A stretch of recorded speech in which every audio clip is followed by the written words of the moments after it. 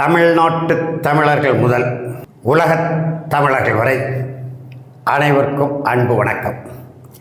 அன்பிற்குரிய தமிழர்களே, தாய் தமிழ் உறவுகளே, இன்றைக்கு நம்முடைய எரிதனல் வலையொலி மூலம் நம்முடைய தமிழ்நாடு அமைச்சரவை தமிழக வெற்றி கழகத்தின் தலைவர் ஜோசப் விஜய் அவர்கள் முதலமைச்சராக இன்று பொறுப்பேற்றிருக்கிறார்கள். அவரோடு 8 அமைச்சர் பெருமக்களும் பதவி ஏற்றிருக்கிறார்கள். கடந்த 10 நாட்களாக தமிழ்நாடு அரசியல் ஒரு பரபரப்பான சூழ்நிலை நிலவியது. ஏனென்று சொன்னால், நடந்து முடிந்த தமிழ்நாடு சட்டப்பேரவை தேர்தலில் அறுதி பெரும்பான்மையை தமிழக வெற்றி கழகம் பெறவில்லை.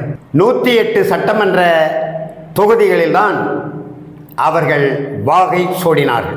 அறுதி பெரும்பான்மையோடு தமிழ்நாட்டின் ஆட்சி பொறுப்பை ஏற்க வேண்டும் என்று சொன்னால் குறைந்தது 119 சட்டமன்ற உறுப்பினர்கள் தேவை. ஆகையினாலே நம்முடைய வெற்றி கழகத்தினுடைய தலைவர் மாண்புமிகு இன்றைய முதலமைச்சர் ஜோசப் விஜய் அவர்கள் அதுவரை தேர்தல் களத்திலே எந்த கூட்டணியை முதன்மை எதிரியாக தன்னுடைய பரப்புரைகளிலே மக்களிடத்திலே அடையாளம் காட்டி பேசி அரசியல் செய்தாரோ, அந்த முதன்மை எதிராளியாக கருதப்பட்ட திராவிட முன்னேற்றக் கழகம், அந்த கழகத்தின் தலைமையிலே கூட்டணி சேர்ந்த முதலில் ஏற்கனவே பதிவு செய்திருக்கிறோம் இந்திய தேசிய காங்கிரஸ், பிறகு இந்திய கம்யூனிஸ்ட் கட்சி, இந்திய மார்க்சிஸ்ட் கம்யூனிஸ்ட் கட்சி, அப்புறம் ஒரு முஸ்லீம் அமைப்பு, அது ஆங்கிலத்திலே அதனுடைய சொற்கள் வருவதனாலே இஸ்லாமியர்கள் அமைப்பு. அவர்கள் ஆதரவு தெரிவித்தது போல தெரிவித்து பின்னர் அதை திரும்ப பெற்றார்கள், திரும்பவும் ஆதரித்தார்கள். கடைசி கட்டமாக நம்முடைய விடுதலை சிறுத்தைகள் கட்சி என்ன நிலைப்பாடு எடுக்கப் போகிறது என்பது மிகப்பெரிய வினாக்குறியாக பரபரப்பான ஒரு சூழலை உருவாக்கியது. நம்முடைய விடுதலை சிறுத்தைகள் கட்சியின் தலைவர் அன்பு தம்பி ஆற்றல் மறவர் தொல் திருமாவளவன் அவர்கள் தமிழ்நாடு மாண்புமிகு முன்னாள் முதலமைச்சர் திராவிட முன்னேற்றக் கழக தலைவர் மு.க. ஸ்டாலின் அவர்களை போய் பல முறை கமுக்கமாக சந்தித்து பேசினார். பிறகு அந்த கட்சியை சார்ந்த சிந்தனை செல்வன், திண்டிவனம் தொகுதியிலே வெற்றி பெற்ற அன்பு தம்பி வன்னியரசு போன்றவர்கள் பல்வேறு பதிவுகளை போட்டார்கள். ஆட்சியிலே பங்கு, அதிகாரத்திலே பங்கு என்றெல்லாம் தங்களுடைய கீச்சக பக்கத்திலே பதிவுகளை போட்டார்கள். பிறகு எங்கெங்கெல்லாமோ பேசி பார்த்தார்கள். ஆனால் எதுவும் சரியாக வரவில்லை. முடிவாக நேற்றைய பதிவிலே நாம் சொல்லி இருக்கிறோம், முந்தா நாள் இரவு 12 மணிக்கு மேல் ஒரு மாபெரும் தலைவரை அவர் கமுக்கமாக சந்தித்தார் என்று பதிவு செய்தோம். அவர் வேறு யாரும் அல்ல. முந்தா நாள் இரவு 10 மணி அளவிலே அன்றைய முதலமைச்சர் திராவிட முன்னேற்றக் கழக தலைவர் மு.க. ஸ்டாலின் அவர்களை சந்தித்து, நான் முதலமைச்சராக பொறுப்பேற்கிறேன், விஜய் அவர்கள் ஆதரவு தருவார்கள், அமைச்சரவை அவர் அமைக்கட்டும், நீங்கள் ஆதரவு தாருங்கள், இல்லையானால் அனைத்து இந்திய அண்ணா திராவிட முன்னேற்றக் கழக ஆதரவை பெறுகிறேன், நீங்கள் ஆதரவு தாருங்கள் என்று கேட்டதாக, வலியுறுத்தியதாக செய்திகள் இருக்கின்றன.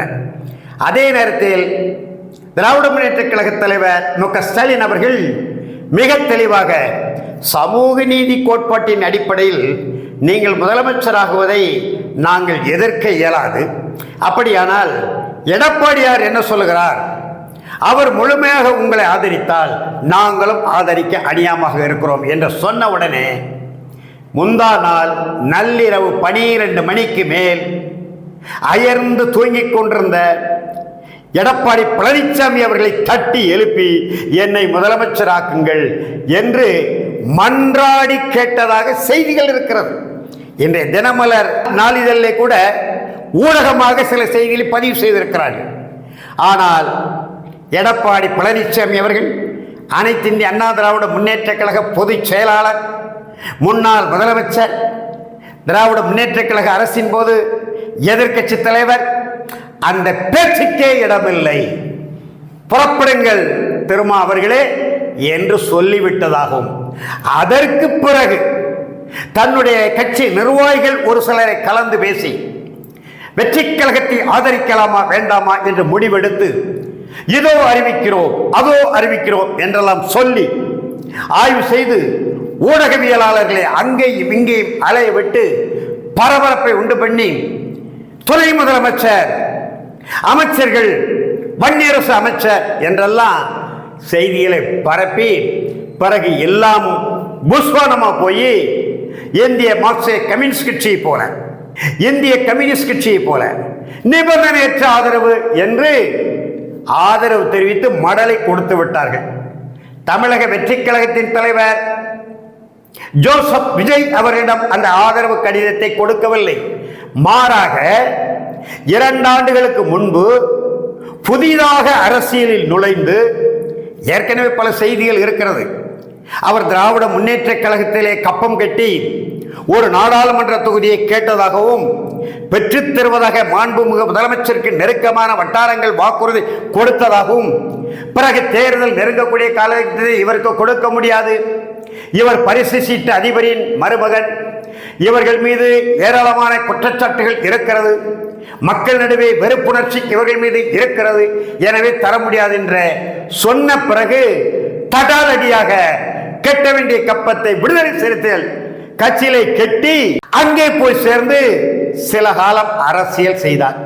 பிறகு ஏனோ தெரியவில்லை, ஐயா கலைஞர் அவர்களுக்கு இருந்த அந்த அரசியல் நுண்ணறிவு எப்படியோ ஆதவ் அர்ஜுனாவுக்கு வந்து தன்னுடைய இருப்பிடத்தை மாற்றி வெற்றி கழகத்திலே இணைந்தார்.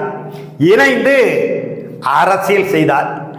அவரை சந்தித்து, ஏன் தமிழக வெற்றி கழக தலைவர் மதிப்பிற்குரிய ஜோசப் விஜய் அவர்களை சந்தித்து, அவர் கட்சியினுடைய தலைவர், விடுதலை சிறுத்தைகள் கட்சியின் பொதுச் செயலாளர் தொல் திருமாவளவன் இருவரும் சந்தித்து ஏன் அந்த மடலை பரிமாறிக்கொள்ளவில்லை என்பதெல்லாம் வினாவாக இருக்கிறது.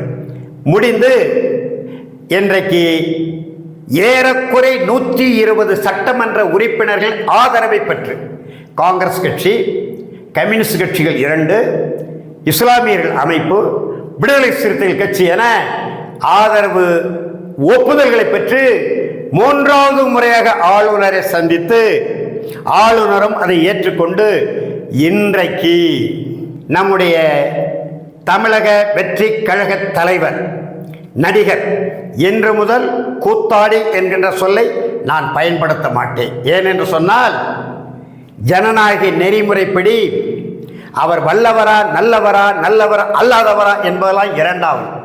ஜனநாயக நெறிப்படி சட்டப்படி வாக்களித்தவர்களுக்கும் அவர் தலைவர், வாக்களிக்காத மக்களுக்கும் தலைவர், வாக்களிக்க விரும்பவில்லை என்று வாக்களித்தவர்களுக்கும் அவர் தலைவர், வாக்கு அளிக்கிறேன் என்று சொல்லி வாக்களிக்காமல் புறந்தள்ளியவர்களுக்கும் அவர் தலைவர்.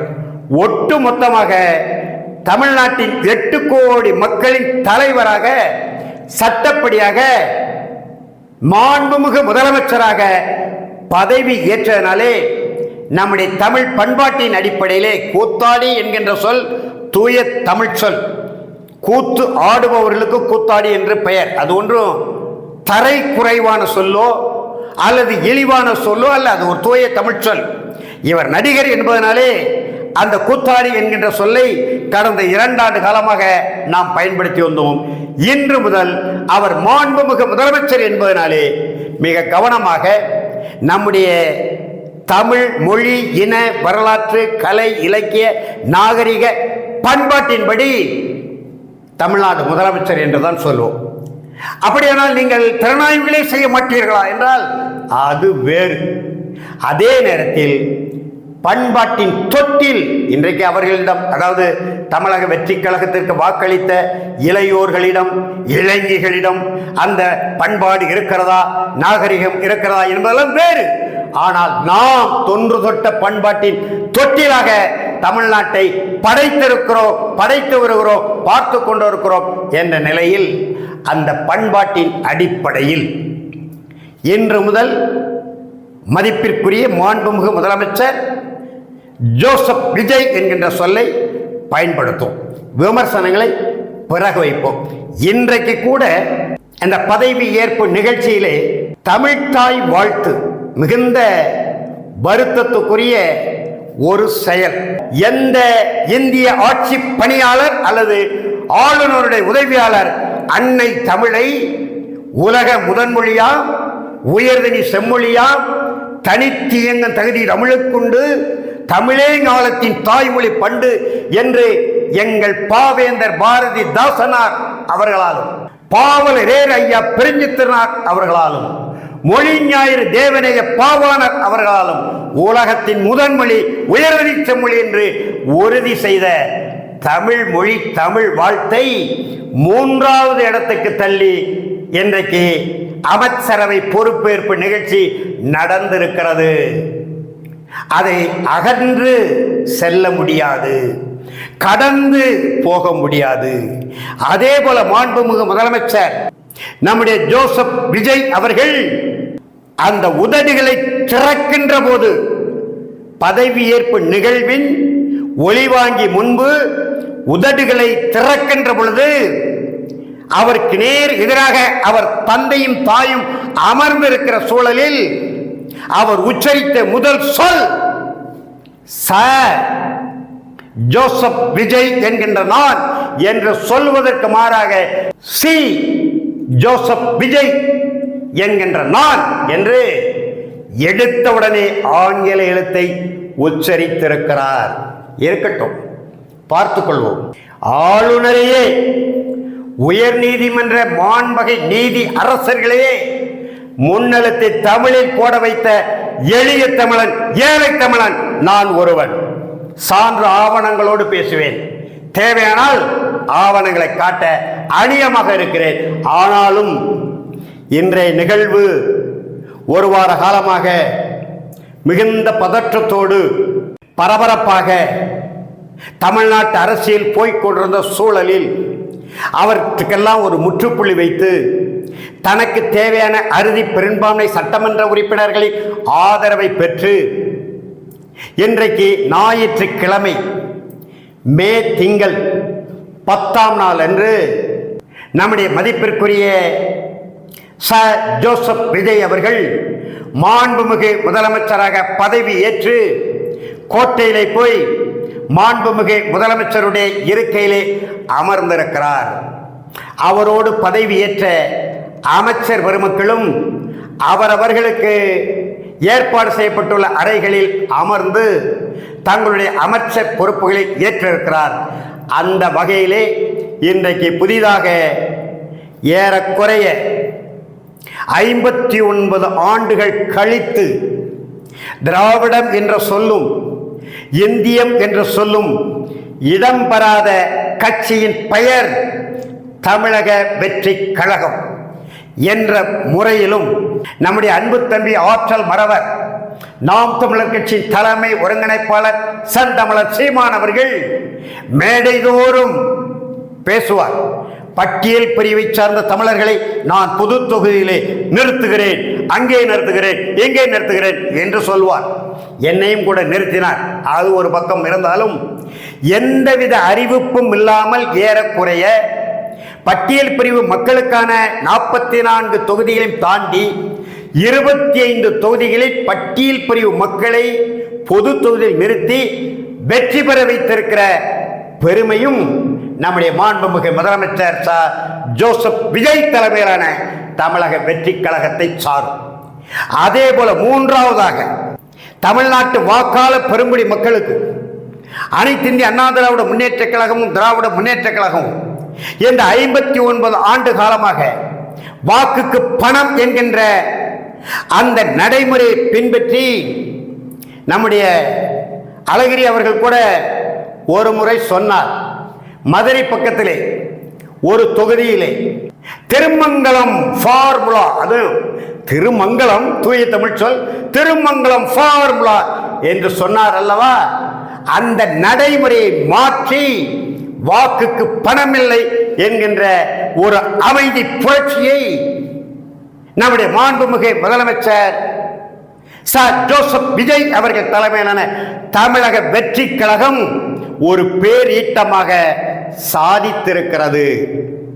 அந்த வகையிலே இந்த 3 குறிப்புகளை வைத்துக்கொண்டு இன்றைய சூழ்நிலையில் நம்முடைய தமிழர் வரலாற்று நாகரிக கலை இலக்கிய பண்பாட்டின் அடிப்படையில் மாண்புமிகு முதலமைச்சராக பொறுப்பேற்றிருக்கக்கூடிய மரியாதைக்குரிய ஜோசப் விஜய் அவர்களையும் அவருடன் பதவி ஏற்றிருக்கக்கூடிய அமைச்சர் பெருமக்களையும் ஏன் தமிழ்நாட்டின் அமைச்சரவையை நெஞ்சம் நிறைந்த நல்வாழ்த்துகளுடன் வாழ்த்தி வணங்கி தேர்தல் வாக்குறுதிகளில் நீங்க என்னென்ன திட்டங்களை இந்த நாட்டு மக்களுக்கு அளித்திருக்கிறீர்களோ அந்த திட்டங்களை முறையாக செயல்படுத்தி முழுமையான ஆட்சி அதிகாரத்தை நாட்டு மக்கள் மீது செயற்படுத்தி காட்டி உண்மையும் நேர்மையும் வாய்மையும் ஒழுக்கமுமான ஒரு அரசை நடத்துவதற்கு